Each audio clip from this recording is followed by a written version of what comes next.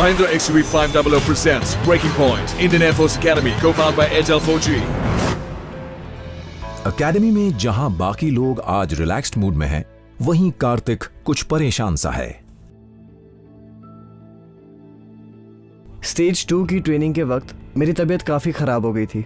Syllabus के बीच में मुझे एब्डोमिनल सर्जरी करवानी पड़ी थी और उसी वजह से मैं अपने कोर्स से काफ़ी पीछे चल रहा हूँ और अब वक्त बहुत कम बचा है उसे पूरा करने के लिए।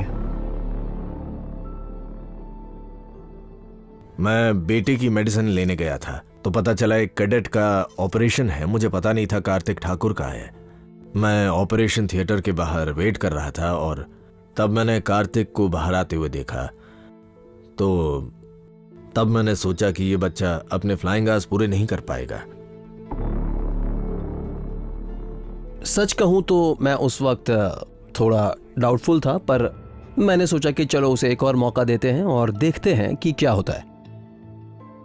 कार्तिक को 40 सॉटीज पूरी करनी थी और उसके पास सिर्फ 18 से 20 दिन ही बचे हुए थे। मतलब उसे हर रोज 2 सॉटीज कंप्लीट करनी ही थी। रोज 2 सॉटीज, वो भी लगातार 20 दिनों तक। ऐसा पहले कभी नहीं हुआ। पहले भी कैडेट्स की तबीयत खराब हुई है और उन्हें अपना टर्म रिपीट करना पड़ा है। अगर कार्तिक ने ये कर दिखाया तो इतिहास बन जाएगा। मेडिकल प्रॉब्लम कितनी भी गंभीर रही हो, उससे कार्तिक को ट्रेनिंग में कोई छूट नहीं मिलने वाली। ये मानसिक और शारीरिक रूप से बहुत थका देने वाला होगा, पर उसके पास आराम का कोई समय नहीं।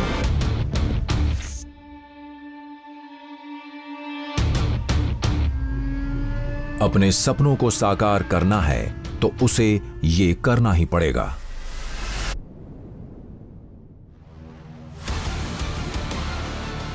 वक्त बहुत कम था, पर मैं जानता था कि चाहे कुछ भी हो जाए मैं करूंगा, नहीं तो मुझे टर्म रिपीट करना पड़ेगा, जो मैं होने नहीं दूंगा। मैं जानता था कि मुझे किसी भी कीमत पर CGP रिहर्सल्स यानी कि कंबाइंड ग्रेजुएशन परेड की रिहर्सल शुरू होने से पहले अपने फ्लाइंग आवर्स पूरे करने हैं। कार्तिक को हमने बहुत मेहनत करते हुए देखा है। 2 सॉटीज का मतलब है दिन में 10 घंटे फ्लाई करना, साथ में फ्लाइंग क्लासेस और फ्लाइट ब्रीफिंग्स भी लेनी है।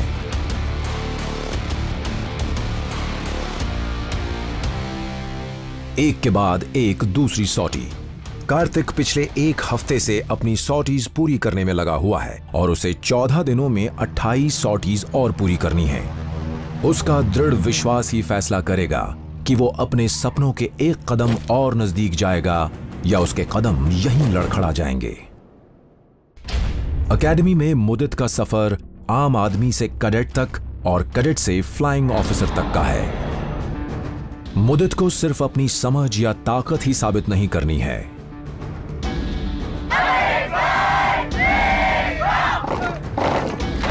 बल्कि एक सख्त अनुशासन भी बनाए रखना है।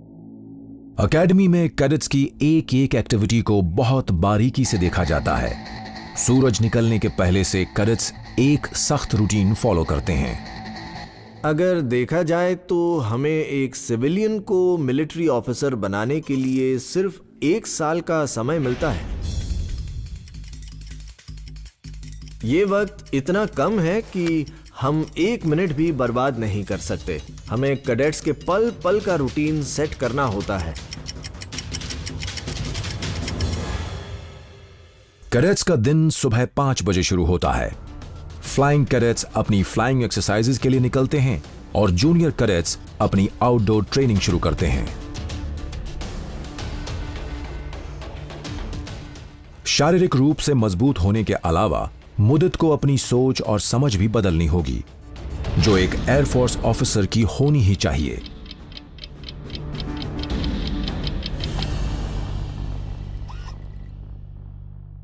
मैं PFTC में हूँ, pre flying training course.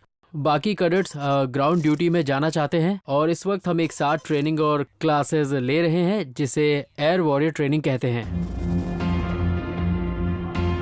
Civil background से आए हुए कैडेट्स को एयरफोर्स कल्चर और यहाँ के तौर तरीकों के बारे में बताना बहुत जरूरी है। धीरे धीरे जब वो अपनी अपनी ब्रांचेस में स्पेशलाइज करना शुरू करेंगे तो पूरा फोकस सिर्फ उनके पर्टिकुलर सब्जेक्ट पर ही होगा। शुरू के दिनों में हमें बताया जाता है कि एयरफोर्स क्या है और कैसे काम करती है। फ्रेशर्स को जब 2 घंटे की कड़ी फिजिकल एक्सरसाइज के बाद 6 घंटे तक क्लासेस में बैठना पड़ता है तो नतीजा अक्सर यही होता है।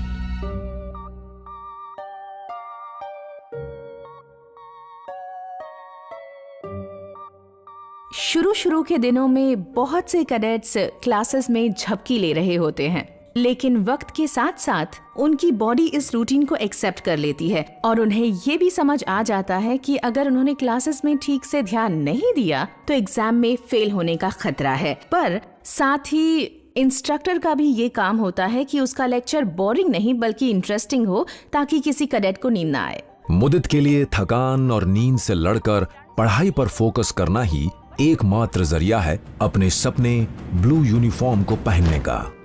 थ्योरी जितनी मजबूत होगी, प्रैक्टिकल उतना ही अच्छा होगा।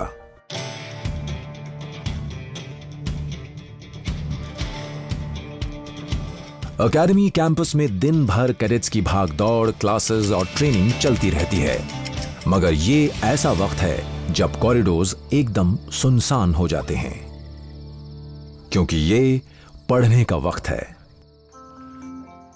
ओपन डोर स्टडी पीरियड शाम 7 बजे से 8:15 बजे तक चलता है और इसे ओपन डोर स्टडी इसलिए कहा जाता है क्योंकि हमें अपना रूम खुला रखकर पढ़ना होता है, ताकि ड्यूटी ऑफिसर भी देख सके कि हम पढ़ भी रहे हैं या नहीं। अपने कमरे में पढ़ते वक्त भी कैडेट्स के लिए जरूरी होता है कि वो प्रॉपर आउटफिट में कमर सीधी करके बैठें। हमारे लिए ये 1.25 घंटे बहुत मायने रखते हैं, जिसमें हम सोच सकते हैं हमने आज क्या किया और ये भी प्लान कर सकते हैं कि हम कल क्या करने वाले हैं और कितने फ्लाइंग आवर्स बाकी हैं, हम किस सब्जेक्ट में वीक हैं, इन चीजों के बारे में सोच सकते हैं।